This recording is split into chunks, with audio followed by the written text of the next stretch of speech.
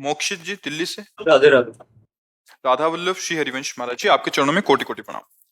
महाराज जी, आपकी और श्री जी की कृपा से नाम जप करने का प्रयास करता हूँ और ये आशा है कि श्री जी से अनंत प्रेम हो जाए। परंतु मन में एक प्रश्न आता है कि क्या मुझ जैसे अधम जीव को क्या कभी उस कोटि का प्रेम जैसा आपका श्री जी से है कभी अनुभव हो पाएगा? क्योंकि न ही मेरे पास आप जैसा महापुरुष का निरंतर प्रकट सानिध्य है और ना ही वृंदावन धाम। पर नाम का सानिध्य तो है ना। जिस नाम के सानिध्य से कोई महापुरुष बनता है वही नाम आपके पास है। जो महापुरुष भगवान के जो अंश हैं वही अंश आप में है। जो शरीर पांच भौतिक है वही आपका है। अंतर इतना हो गया कि आप संसार का चिंतन किए और वो भगवान का चिंतन किए। उस अंतर को मिटा दो, आप निरंतर नाम जप कीजिए तो भगवान के नाम का सानिध्य का मतलब भगवान का सानिध्य। भगवान के नाम का सानिध्य मतलब है नामदाता संतों का सानिध्य, क्योंकि नाम किसी न किसी संत के मुख से ही तो सुना जाता है। तो वो संत हमारे पास हैं हर समय। अगर हम राधा राधा रट रहे तो मानो वो संत हमारे पास हैं। क्योंकि आप गौर से देखना, जब आप राधा राधा रटोगे तो आपको वो झांकी उन्हीं संत की आएगी जिन्होंने आदेश किया कि आज अगर इनकी कृपा न होती तो ये नाम जप। तो सानिध्य हो रहा है ना। राधा राधा रटोगे तो अब वो हमारे अंदर और बढ़े, इसके लिए गलत आचरण से बचना पड़ेगा।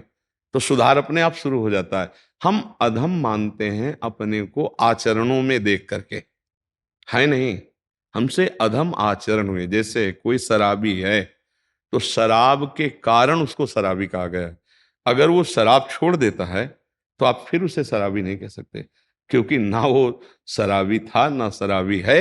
बीच में उसने शराब स्वीकार की थी इसलिए उसे शराबी कहा गया था। समझ रहे ना। ऐसे ही हम अधम आचरण करते हैं तो हम अंदर से सोचते हैं कि हम अधम हैं, हमारा कल्याण कैसे हो सकता है। लेकिन जब हम नाम जप करेंगे और अधम आचरण छोड़ देंगे तो हम वैसे ही हो जाएंगे जैसे महापुरुष हैं, हो जाएंगे ना। अच्छा, एक तो ये सिद्धांत हुआ करने का और दूसरे का है कृपा का। जैसे हम नाम जप कर रहे हैं, यद्यपि हम कभी भी उनकी समानता नहीं कर सकते, पर जैसे पारसमणि छू जाए तो जंगहा लोहा सोना बन जाता है। वो लोहा कभी मुकुट बन करके नहीं बैठ सकता था माथे पे किसी भी देवता या भगवान के, लेकिन पारसमणि छू गई, अब वो सोना बन गया, अब वो मुकुट बन के लग गया। लोहा कभी मुकुट नहीं बन सकता था, पारसमणि का प्रभाव। तो संत हैं कृपा में भगवान के पारसमणि, हमको भगवान के आभूषण बना देंगे, भगवान के सेवक बना देंगे, भगवान की प्राप्ति करा देंगे। कैसे? जो उपदेश कर रहे हैं उनको स्वीकार कर लो। तो जिन संत का हम उपदेश मानकर चलते हैं वो हर समय मेरे दिमाग में रहते हैं। ध्यान दीजिए, वो बाबा ने बोला था ये नहीं करना है, बाबा ने कहा था ये करना, रहना दिमाग में। तो संत सानिध्य है कि नहीं है? सही पूछो तो वही संत सानिध्य है।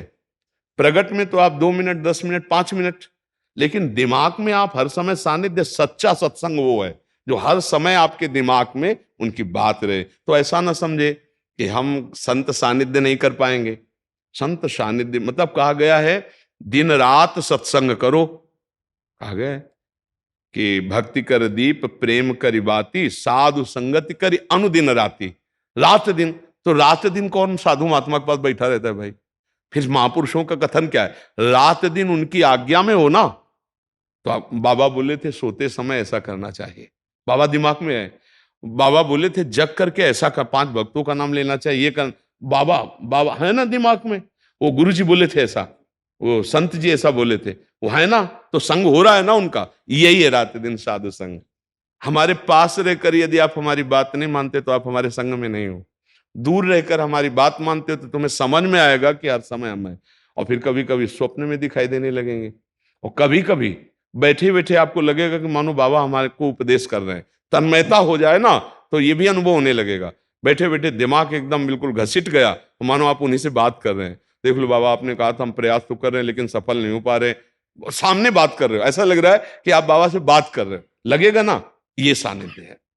ऐसा ही धीरे धीरे भाव बढ़ता चला जाता है। तो आप ऐसा उससे नकारात्मक भाव में न ले, मुझे ऐसा कैसे हो सकता है, नहीं। और आपको सच्ची बताएं, जैसे स्वप्न में हमने 1000 कत्ल किए तो जगने पर हमें कोई सजा मिलेगी क्या?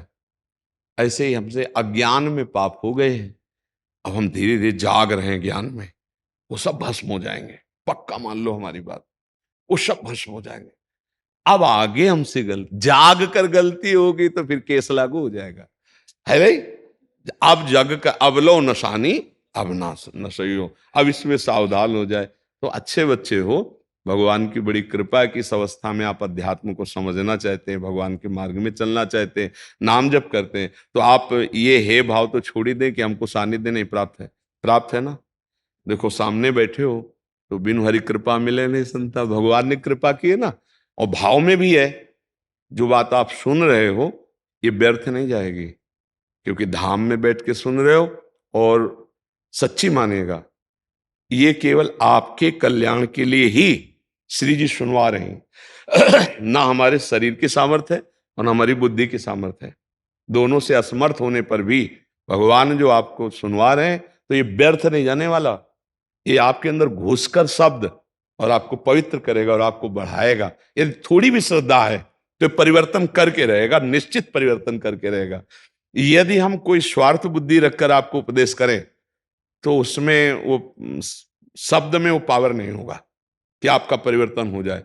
यदि आपके परिवर्तन के ही लिए सिर्फ बोला जा रहा है तो वो आपका परिवर्तन करके ही रहेगा शब्द, वो आज नहीं तो कल निश्चित, वो व्यर्थ नहीं जाए। अमोघश्च महासंगस्तु दुर्लभो अगम्यो अमोघश्च, निश्चित भगवत प्राप्ति होती है। जो एक क्षण महापुरुष की बात मान ले तो परिवर्तन जीवन का शुरू हो जाता है ना। तो आप ये निरंतर सोचो कि मुझे संतों का सानिध्य प्राप्त हो गया है।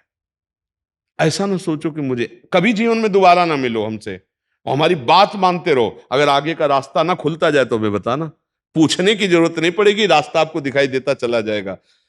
ये टार्च है, तुम्हें लग रहा है बहुत छोटी सी है, राधा, ये टार्च आपको सच्चिदानंद में स्थित कर देगी, तुम्हारे मार्ग को प्रकाशित करती चली जाएगी। एक एक कदम आपको प्रकाश मिल रहा है तो मंजिल आपको प्राप्त हो जाएगी।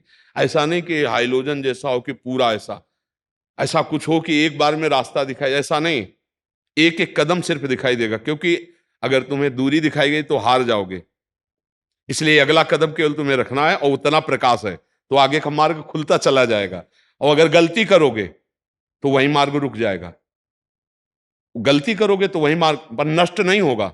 ये ऐसा मार्ग, कदम पीछे नहीं होंगे। 100 बार नाम जपा है तो 99 बार से नहीं शुरू होगा, 101 से शुरू होगा। ये अध्यात्म है, ये परमार्थ है। ठीक है, आप मस्त रहो एकदम, ऐसा नहीं, निगेटिव नहीं सोचना, नकारात्मक सोच को हटाना है। नकारात्मक सोच ही तो हमें जलाती है।